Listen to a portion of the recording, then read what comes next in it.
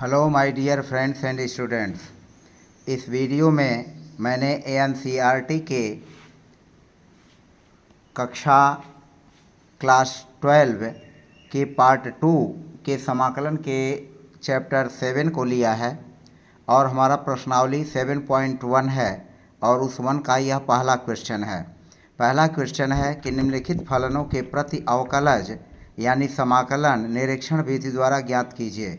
तो हमारा इसमें कुल 5 क्वेश्चन है। पहला क्वेश्चन है sin 2x, दूसरा क्वेश्चन है cos 3x, तीसरा क्वेश्चन है e⁻²x, चौथा क्वेश्चन है ax + b का होल स्क्वायर और पांचवा क्वेश्चन है sin 2x - 4 e⁻3x।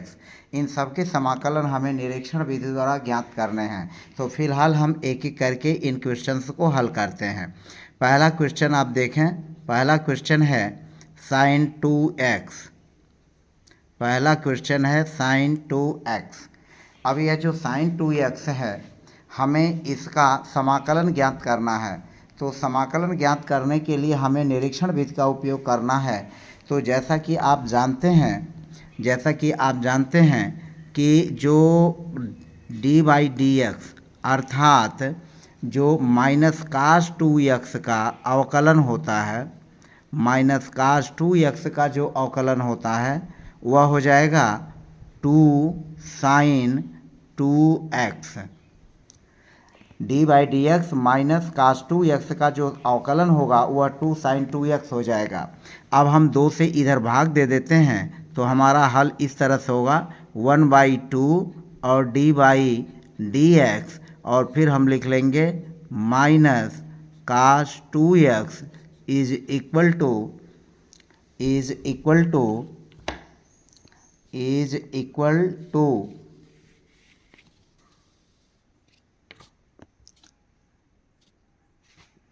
यह हो जाएगा is equal to sin 2x। अब हम इसको ऐसे भी लिख सकते हैं d/dx और 1/2 को हम अंडर ब्रैकेट इसमें लिख देंगे 1/2 और यह हो जाएगा cos 2x is equal to sin 2x। इसका मतलब क्या हुआ? इसका मतलब यह हुआ कि जो d/dx -1/2 cos 2x बराबर sin 2x है, यानी जो sin 2x है उसका प्रति अवकलज हमारा क्या होगा हमें यह देखना है। तो इस प्रकार से जो sin 2x है, sin 2x का प्रति अवकलज -1/2 cos 2x होगा, अर्थात sin 2x का प्रति अवकलज sin 2x का प्रति अवकलज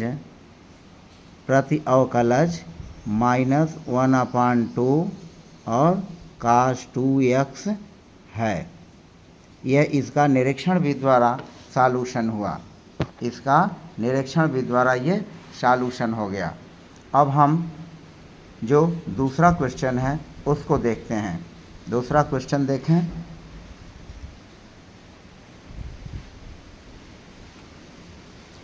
दूसरा क्वेश्चन है cos 3x का हमें समाकलन ज्ञात करना है निरीक्षण विधि से। तो जैसा कि आप जानते हैं d/dx और यह होता है sin 3x is equal to 3 और यह हो जाता है cos 3x। अब हम 3 से इधर डिवाइड कर देते हैं तो 1/3 और यह हो गया d/dx और यह हो जाएगा sin 3x is equal to cos 3x। अब हम क्या करेंगे इसको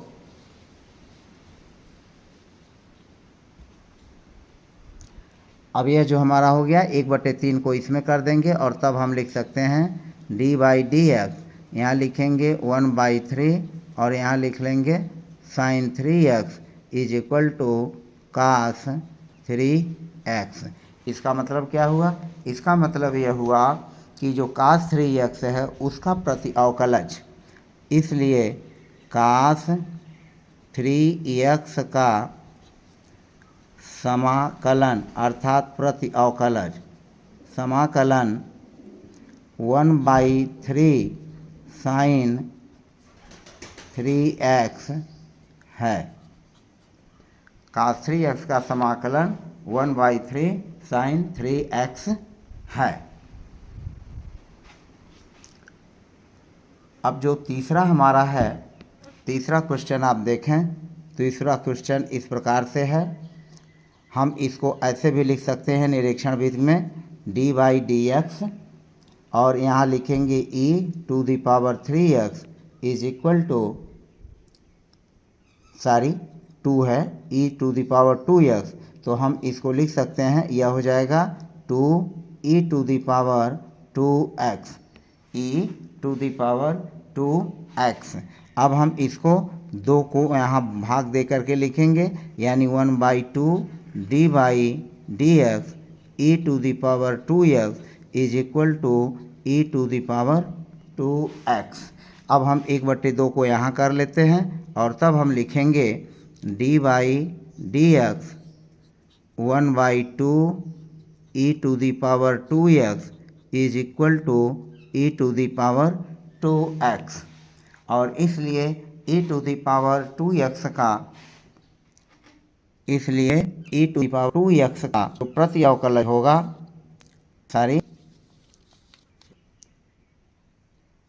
e⁻²x का प्रति अवकलज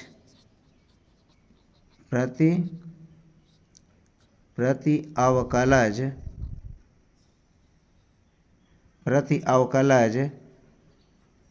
1/2 e⁻²x है।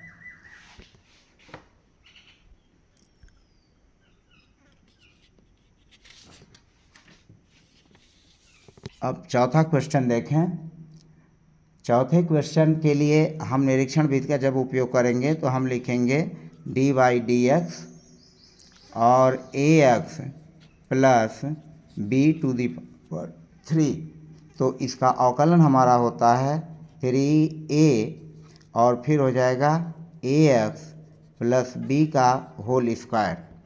अब हम 3a से इधर डिवाइड कर देंगे, यहाँ लिखेंगे 1/3a और यह हो जाएगा d/dx और यह लिखेंगे ax प्लस b पर होल क्यूब बराबर हो जाएगा ax और प्लस b का होल स्क्वायर।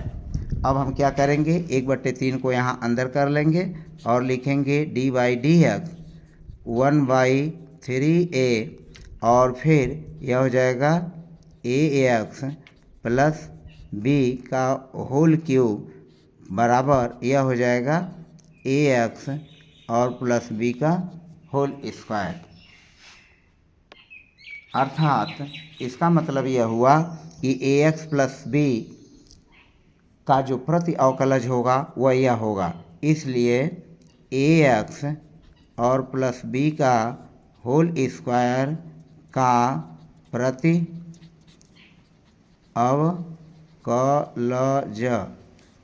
अवकलज 1/3a और ax प्लस b⁻³ है। अब हम चलते हैं लास्ट जो पांचवा क्वेश्चन है उसका हमें प्रति अवकलज ज्ञात करना है। तो पांचवा क्वेश्चन देखें, d/dx -1/2 cos 2x -4/3 e⁻3x बराबर होता है sin 2x -4 e⁻3x। अगर बारीकी से निरीक्षण करेंगे तो निरीक्षण करने पर हमें यही पता चलेगा कि जो हमारा व्यंजक जो सवाल दिया गया है उस सवाल के हिसाब से हमारा यह निरीक्षण विधि से निकलेगा। तो इसका मतलब यह हुआ कि जो sin 2x -4 e3x है उसका यह समाकलन है, यानी प्रति अवकलज है। तो इसलिए sin 2x -4 e⁻3x का प्रति अवकलज का प्रति अवकलज -1/2 cos 2x -4/3 e⁻³ है। अब हम चलते हैं अपने नेक्स्ट क्वेश्चन पर।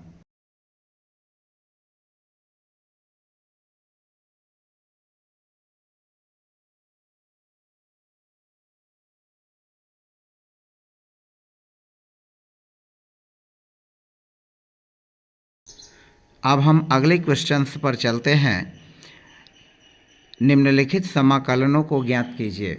इसके अंतर्गत जो छठा सवाल है, इस छठवें सवाल का हमें जो है समाकलन ज्ञात करना है।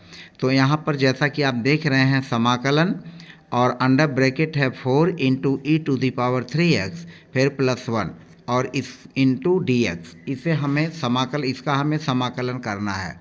तो हम समाकलन करने के लिए क्या करेंगे, चूँकि यहाँ प्लस है और यह प्लस से यह एक फलन और यह एक फलन, यह दो फलन जुटे हुए हैं, और चूँकि अंडर ब्रैकेट है और यहाँ dx लिखा हुआ है, तो dx से हम इस पहले वाले फलन में भी मल्टीप्लाई कर देंगे और इसी dx से 1 में भी हम मल्टीप्लाई कर देंगे। तो हम इसको कुछ इस तरह से भी लिख सकते हैं, समाकलन, और फिर हम लिखेंगे 4 और e⁻³ और फिर यहाँ हम लिख लेंगे dx, और फिर इसके बाद फिर यह जो 1 है 1 में भी हम dx से गुणा कर लेंगे, तो यह हो जाएगा 1 और dx, और फिर इनका हम समाकलन इसका अलग ज्ञात कर लेंगे, क्योंकि आप जानते हैं कि दो या दो से अधिक फलन यदि प्लस में या माइनस में दिए हुए हैं तो उन सभी फलनों का हम अलग अलग समाकलन ज्ञात कर लेते हैं। तो यह एक फलन है, इसका हम अलग समाकलन निकालेंगे, और +1 dx इस फलन का समाकलन अलग ज्ञात कर लेंगे।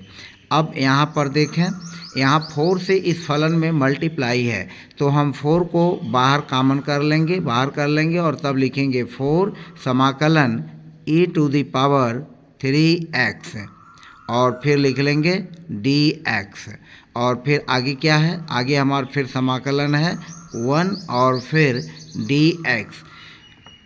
हमने सवाल को समझाने के लिए मैं प्रकरण को थोड़ा लंबा जरूर खींच रहा हूँ, लेकिन मेरा मकसद यह है कि आपको क्लियर जो है उसको विधिवत एक्सप्लेन करके समझाने का। तो इसलिए मैं इसको शॉर्टकट का यूज़ न करके मैं इसको डिटेल समझाने की कोशिश कर रहा हूँ। तो यह हो गया 4 और समाकलन e⁻³ dx और +1 dx। अब हमें क्या करना है, e⁻³ का समाकलन ज्ञात करना है। अब जैसा कि आप जानते हैं कि e⁻³ हमें केवल पता क्या है कि अगर हमारा e⁻x है तो e⁻x का जो समाकलन होता है वह ex और प्लस c होता है e⁻dx, अगर हमें इसका समाकलन करना है। इसी तरह से अगर हम लेते हैं e⁻ax और इसका हमें समाकलन ज्ञात करना है, तो हम इसको लिखते हैं 1/a e⁻ax और फिर प्लस होता है c, हो जाता है हमारा c। तो इस तरह से हम इसको जो है आसानी से ज्ञात कर सकते हैं। अब जैसा कि आप देख रहे हैं, अगर e⁻x dx है तो इसका समाकलन e⁻x + c होगा, और e⁻ax इन dx है तो इसका समाकलन हो जाएगा 1/a e⁻ax + c। तो अब हम इसको लगाने के लिए इस सूत्र का हम यूज कर लेंगे, इसको लगाने के लिए हम इस सूत्र का यूज करेंगे। तो यहाँ हो जाएगा 4 और फिर इसका समाकलन इस सूत्र के आधार पर करेंगे, तो हम लिखेंगे 1/3 यह गुणा हो जाएगा 1/3 और e⁻3x अब इसका यह समाकलन हो गया 1/3 e⁻3x इस सूत्र के हिसाब से, और प्लस जैसा कि आप जानते हैं कि अगर एक है तो इसका समाकलन सीधे x होता है। अगर एक है, जैसे आपको याद है, अगर dx है तो इसका समाकलन जो होगा वह एक्स हो जाएगा। समाकलन डी एक्स का जो मान होगा वह एक्स केवल हो जाएगा, या अगर 1 डी एक्स है तब भी इसका समाकलन एक्स ही होगा। तो इस तरह से आपने देखा कि इस सूत्र का, इन सूत्रों का उपयोग करके और हमने इसका समाकलन किया। अब हम इसको आसानी से लिख सकते हैं। हम क्या लिखेंगे, जो 4 इंटू ए 1/3 है इसको हम लिख लेंगे 4/3 और यहाँ लिखेंगे e⁻³ 3x और प्लस ax, और यहाँ हम समाकलन अचर जो है यहाँ हम लिख लेंगे, समाकलन अचर का निशान लगा लेंगे। तो इस तरह से हमारा यह सॉल्यूशन हुआ इस क्वेश्चन नंबर 6 का। अब हम चलते हैं अपने नेक्स्ट 7वें क्वेश्चन पर, और 7वें क्वेश्चन को देखें। यह है समाकलन हमें करना है x² under bracket 1 minus 1/x² और फिर dx। हमें इस क्वेश्चन का, इस प्रश्न का समाकलन करना है। तो समाकलन करने के लिए हम क्या करेंगे, सबसे पहले इसको सिंपल कर लेंगे, x² से 1 में गुणा कर लेंगे तो यह हो जाएगा x², और फिर यह माइनस है, माइनस लिखेंगे, x² से गुणा 1/x² में करेंगे तो हम लिख लेंगे x² इंटू 1/x², और ये पूरी राशि अंडर ब्रैकेट हो जाएगी, फिर dx लिख लेंगे। उसके बाद हमें इसको समाकलन करने के लिए क्या करेंगे, यह x² पे पुनः लिख लेंगे, और यह x² से कैंसिल हो जाएगा तो हमारा डिलीट हो जाएगा। x² में x² से भाग देंगे तो 1 होगा, और 1 से 1 में गुणा करेंगे तो यहाँ 1 होगा मल्टीप्लाई करने पर। तो हमारा पूरा ये फंक्शन जो है, पूरा जो फलन है इस रूप में चेंज हो जाएगा, x² माइनस 1 dx। अब यह चूँकि दो फलनों का अंतर है तो इनका समाकलन करने के लिए हम इन दोनों पदों को अलग अलग लिख करके और दोनों का अलग अलग समाकलन कर लेंगे। तो फिर हम लिख लेंगे समाकलन x² dx और माइनस समाकलन 1 dx।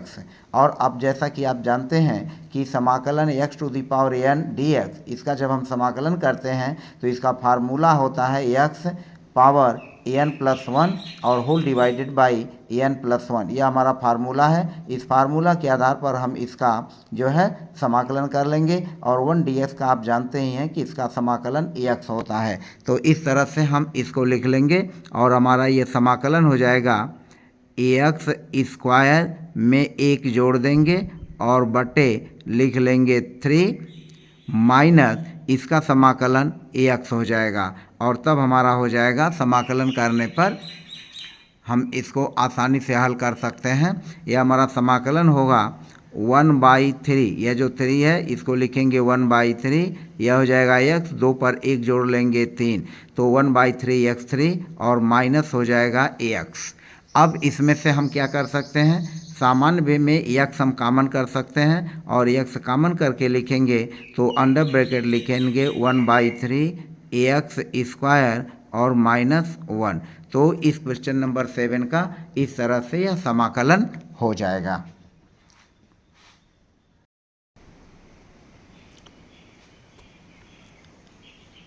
अब हम चलते हैं अगले क्वेश्चन पर, जो कि हमारा क्वेश्चन नंबर 8 है। और क्वेश्चन नंबर 8 का समाकलन करने के लिए हम क्या करेंगे, यहाँ देखें समाकलन ax² प्लस bx और प्लस c, हमें इसका समाकलन करना है। तो समाकलन करने के लिए हम क्या करेंगे, इन तीनों पदों को अलग अलग लिख करके और इन तीनों पदों का अलग अलग हम समाकलन कर लेंगे। तो हम पहला पद है ax², तो हमने लिखा ax² समाकलन dx, या ax² dx इसका समाकलन कर लेंगे। फिर दूसरा पद है प्लस bx dx, इसका समाकलन कर लेंगे, और प्लस तीसरा पद है c, तो c dx इसका हम समाकलन करेंगे। अब तीनों का अलग अलग समाकलन करेंगे। अब पुनः इसमें देखें, पहले पद में a अचर राशि है, तो a अचर राशि को हम बाहर कर लेंगे और लिख लेंगे a, फिर समाकलन x² dx। फिर जो दूसरा है इसमें b अचर है, b को हमने बाहर लिखा और फिर लिखा समाकलन x dx, और फिर प्लस जो c है ये भी अचर है तो c को हमने बाहर किया और फिर हमने लिखा dx। तो इस तरह से यह 3 पदों में अलग अलग समाकलन हम कर लेंगे। अब जैसा कि मैंने अपने 7वें क्वेश्चन में बताया कि x⁴n dx का समाकलन का जो सूत्र है यहाँ भी हम वही सूत्रों का यूज़ करेंगे। तो अब हम लिख लेंगे a और फिर इंटू यह एक्स स्क्वायर है तो हम लिखेंगे एक्स स्क्वायर और इसमें एक की घात जोड़ लेंगे और बट्टे फिर हो जाएगा 2+1 फिर हमारा दूसरा है b इंटू यहाँ एक्स पर 1 की पावर है तो 1+1 हो जाएगा और बट्टे फिर 1+1 हो जाएगा। यह 1+1 यहाँ भी लिखेंगे और प्लस सी इंटू जैसा कि आप जानते हैं dx, समाकलन dx जो होता है ax हो जाता है। तो इस तरह से इन तीनों पदों का समाकलन हमारा कुछ इस तरह से हुआ। अब आप देखें हम इसको सुविधाजनक वे में लिखेंगे a और फिर लिख सकते हैं यह x to the power 3 divided by 2 में 1 जोड़ देंगे 3 हो जाएगा। फिर प्लस और फिर हम इसको लिखेंगे b x पर 1 तो यह हो जाएगा b x square divided by 1 हो जाएगा 2 और प्लस हम लिख लेंगे c x। अब हम इसमें देखें तो प्रत्येक पद में x कॉमन है तो हम x कॉमन लिख सकते हैं और x कॉमन करके तब लिखेंगे 1/3 ax स्क्वायर प्लस 1/2 bx और प्लस c और फिर यहाँ हम क्या करेंगे हमारा जो समाकलन स्थिरांक है हम समाकलन स्थिरांक चूंकि यहाँ c है तो हम इसको c1 मान लेते हैं। हम समाकलन स्थिरांक अपना c1 यहाँ पर नोट कर देंगे। हम इस समाकलन स्थिरांक को लिख भी सकते हैं और नहीं भी लिख सकते हैं, इसको छोड़ा भी जा सकता है। तो फिलहाल आपने 8वें क्वेश्चन का सॉल्यूशन कुछ इस तरह से देखा। अब हम चलते हैं अपने नेक्स्ट क्वेश्चन पर।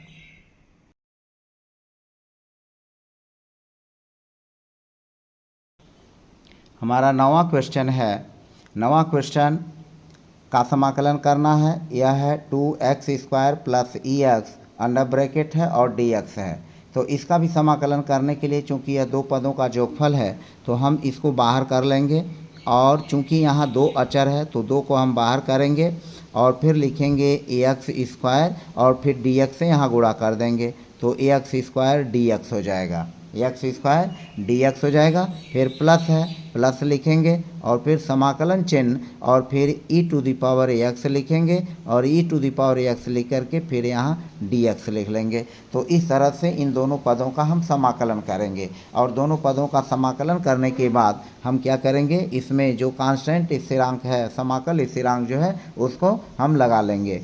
तो यहाँ चूँकि 2 है यह लिखा हमने 2 इंटू यह x टू दी पावर 2 है तो हम x to the power n dx का यूज सूत्र का करेंगे। तो अब जैसा कि आप जान रहे हैं कि हम उसी सूत्र का पुनः यूज करेंगे और उस सूत्र का यूज करके हम इस सवाल को आसानी से लगा लेंगे। जैसा कि आप जानते हैं कि समाकलन x n dx बराबर होता है x to the power n plus 1 बटे n plus 1।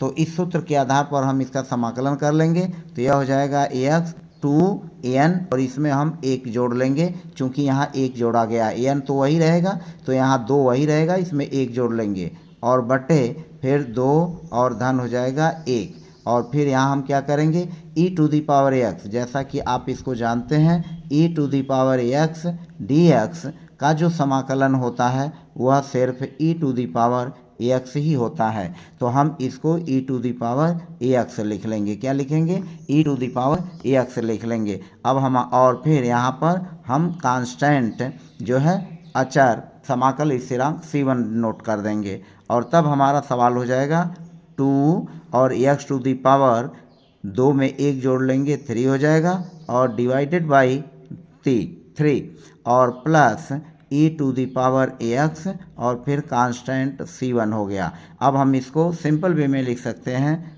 2/3 x to the power 3 plus e to the power x और प्लस c1। तो इस तरह से यह जो है 9वें क्वेश्चन का सॉल्यूशन हुआ। मुझे पूरा उम्मीद है कि आप वीडियो को बिना स्किप किए हुए देख रहे हैं और यदि आप मेरे चैनल पर नए हैं तो चैनल को लाइक सब्सक्राइब और कमेंट करना न भूलें। तो फिलहाल आप देख रहे हैं मेरा चैनल एस्पेक्ट्स ऑफ मैथमेटिक्स। अब हम चलते हैं अपने अगले क्वेश्चन पर। हमारा अगला 10वां क्वेश्चन है, इसका हमें समाकलन करना है। समाकलन अंडर ब्रैकेट है under root x minus 1/√x का होल स्क्वायर है और फिर x है, इसका हमें समाकलन करना है। तो हमें इसका समाकलन करने के लिए क्या करेंगे, सबसे पहले यहाँ a माइनस बी के सूत्र का यूज करेंगे। यह जो a माइनस बी, जैसा कि आप जानते हैं a माइनस बी का whole square is equal to होता है a square plus b square और माइनस 2ab। तो इस सूत्र का यूज करते हुए हम इसका पहले जो है under root x minus 1/√x का होल स्क्वायर कर लेंगे। तो जब हम होल स्क्वायर करेंगे तो यह हो जाएगा हमारा समाकलन। यह हो जाएगा पहला पद अंडर रूट एक्स का होल स्क्वायर प्लस फिर दूसरा पद है अंडर रूट 1/√x का होल स्क्वायर और minus 2 into under root x पहला पद इंटू अंडर रूट 1/√, दूसरा पद, और फिर तब ये हमारा इस तरह से यह पूरा हो जाएगा। फिर यहाँ लिख लेंगे dx। अब हम क्या करेंगे, इसको अगेन लिखेंगे, अंडर रूट एक्स का वर्ग करेंगे x होगा, फिर 1/√x का वर्ग करेंगे 1/x होगा और माइनस यह अंडर रूट एक्स से डिवाइड हो जाएगा और 2 का 1 में गुणा हो जाएगा, 2 इकन्ने 2 हो जाएगा और तब यह हमारा होगा dx। अब हम इसको आसानी से जो है इसका हम समाकलन आसानी से कर सकते हैं। जैसा कि आप देख रहे हैं इसमें 3 पद हैं और तीनों पदों का समाकलन करने के लिए हम अलग अलग पदों को अलग अलग कर लेंगे और अलग अलग करके जो है इनका हम समाकलन कर लेंगे। तो अब हम लिखेंगे, अलग अलग इनको कर लेते हैं। और पहला है पद x और इसका समाकलन x dx।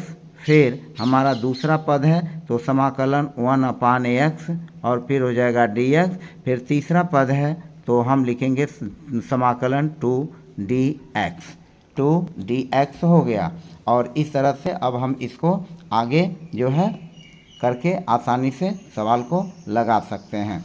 अब जैसा कि आप देख रहे हैं इस सवाल को लगाने के लिए हमने a माइनस बी का होल स्क्वायर कर लिया और a माइनस बी का होल स्क्वायर करने पर सवाल जो है आसानी से निकल गया, वो आ जाएगा। तो अब इसको हम क्या करेंगे, इसको लगाने के लिए अब चूँकि हमारा 3 पदों में अलग अलग हो गया, अब हम सूत्र का यूज करके और यहाँ पर जो है x dx, तो यह हो जाएगा x और x पावर 1+1 बटा यह हो जाएगा 1+1 प्लस फिर 1/x dx का होता है log x और माइनस 2 अचर है और फिर यह हो जाएगा dx का x हो जाएगा। इसका जब हम समाकलन करेंगे 2dx का तो चूंकि 2 अचर है गुणांक ये अलग हो जाएगा और समाकलन dx जो होता है वह x होता है। तो इस तरह से हमने देखा कि इसको आसानी से जो है हल कर लिया गया।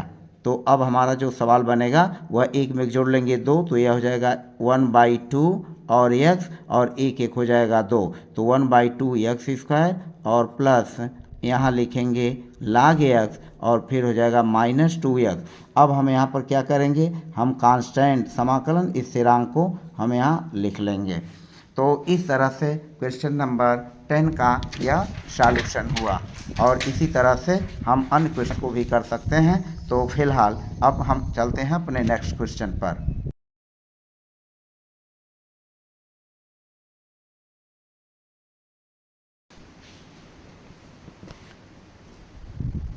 अगला नेक्स्ट क्वेश्चन है 11 और 11वां क्वेश्चन है समाकलन x⁴ plus 5x² minus 4 whole divided by x² और dx। हमें इसका समाकलन करना है। तो इसका समाकलन करने के लिए हम क्या करेंगे, x² से इस पहले पद में, दूसरे पद में, तीसरे पद में भाग दे लेंगे और तब हम इसको लिख सकते हैं कुछ इस तरह से x³ बाई x² और फिर हमारा हो जाएगा dx। फिर यहाँ प्लस है, प्लस लिखेंगे, फिर समाकलन का चिन्ह लगाएंगे और हम लिखेंगे 5x² बाई x² और फिर हो जाएगा dx माइनस अगेन यह 4 है, हम 4 लिखेंगे और यहाँ लिख लेंगे dx। तो इस तरह से आप देख रहे हैं कि इस क्वेश्चन को आसानी से हम हल कर सकते हैं। अब यहाँ क्या करेंगे, यहाँ x⁻³ है, यहाँ x² है, तो x² की पावर जो हो वो होगी इसमें से ख़त्म हो जाएगी, तो यानी x³ में हम x² से भाग देंगे तो केवल x बचेगा और यहाँ फिर लिख लेंगे dx, यानी x⁻³ है, x⁻2 है, तो 2 पावर ख़त्म हो जाएगा, केवल 1 पावर बचेगा। तो x समाकलन x dx, और फिर यहाँ देखें यह 5 अचर पद है, 5 को हम बाहर कर लेंगे और फिर x² से x² में भाग देंगे तो 1 और यह हो जाएगा dx, और -4 को हम बाहर कर लेंगे और फिर तब यहाँ हो जाएगा 1dx। और चूँकि यहाँ पर जो x² है तो यहाँ हो जाएगा x² भी, और यहाँ भी हो जाएगा 1/x²। तो अब हम इसको पुनः चेंज कर लेंगे। आप जैसा कि देख रहे हैं, यह हो गया x dx, यह हो गया +5 और फिर हो गया 1dx और -4, और फिर यह हो जाएगा 1/x² है, तो हम इसको लिख लेंगे x⁻² और फिर हो जाएगा dx। अब हम इसका आसानी से समाकलन कर सकते हैं। जैसा कि आप देख रहे हैं, जो x dx है इसका समाकलन करेंगे तो x 1 + 1/1 + 1 हो जाएगा, फिर +5 और इंटू 1 dx का जैसा कि आप जानते हैं x होता है, -4 इंटू यह x का हो जाएगा -2 + 1 बटे -2 + 1, और यहाँ समाकलन स्थिरांक c1 हो गया। अब हम क्या करेंगे, यह 1 1 2 हो गया, तो इसको लिखेंगे 1/2 और यह हो जाएगा 1 1 2, तो 1/2 x² धन इसको लिखेंगे हम 5x और -4 इंटू x, और फिर 2 में से 1 घटेगा -1 बटे -1 यह भी होगा, प्लस c1 हो जाएगा। अब हम इसको लिख लेंगे कुछ इस तरह से, यह हो जाएगा 12x² प्लस 5x, माइनस से माइनस में गुणा करेंगे प्लस हो जाएगा, और यह हो जाएगा 4 और x -1 और प्लस c1। अब इसको हम ऐसे भी लिख सकते हैं, 1/2x² plus 5x plus 4/x -1 change हो जाएगा 1/x में, तो +4/x और प्लस हो जाएगा c1। तो इस तरह से 11वें क्वेश्चन का समाकलन इस प्रकार से कर लेंगे। नेक्स्ट क्वेश्चन 12 पर हमारा 12वां क्वेश्चन है। 12वां क्वेश्चन देखें, 12वां क्वेश्चन है, हमें समाकलन करना है x⁻³ + 3x + 4 whole divided by √x into dx, यानी इसे हमें समाकलन करना है। तो इसका समाकलन करने के लिए हम क्या करेंगे, जो √x है पहले दूसरे और तीसरे पद में हम भाग दे लेंगे। तो अब हम लिखेंगे x⁻³ और प्लस फिर x⁻³ बाई √x dx, फिर दूसरा पद है प्लस, यह लिखेंगे 3 अचर पद है, 3 कॉमन हो जाएगा, हम लिख लेंगे x/√x dx, और फिर प्लस 4 अचर पद है, 4 को हमने बाहर किया और यह हो जाएगा 1/√x और यह हो जाएगा dx।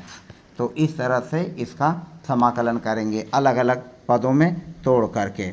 अब हम इसको लिख सकते हैं x³ और चूंकि यह अंडर ब्रैकेट यानी √x है तो यहाँ x पर 1/2 की घात होगी, और जो x पर 1/2 की घात होगी तो जब हम इसको न्यूमरेटर में ले आएंगे तो x पर -1/2 की घात हो जाएगी। तो हम इसको लिख सकते हैं x पर -1/2 और फिर लिख लेंगे dx प्लस 3, और इसी तरह से यह भी हो जाएगा x इंटू x -1/2, यानी जो यह है हम इसको थोड़ा क्लियर करते हैं। जो अंडर रूट एक्स है हम इसको ऐसे लिख सकते हैं एक्स पर 1/2 की घात, और जब यह 1 अंडर रूट एक्स रहेगा तो हम इसको लिखेंगे 1/x पर 1/2 की घात, और हम इसको लिख सकते हैं x पर -1/2 की घात। तो इस तरह से हम इसको आसानी से समझ करके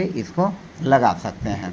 तो अब यह हो जाएगा इस तरह से, और यह +4 है, और फिर हम इसको लिख सकते हैं x पर -1/2, और यह हो जाएगा dx। अब हम आगे चलते हैं, इसको देखें, यह हो जाएगा समाकलन x 3 में से -1/2 घट जाएगा, और यह हो जाएगा dx।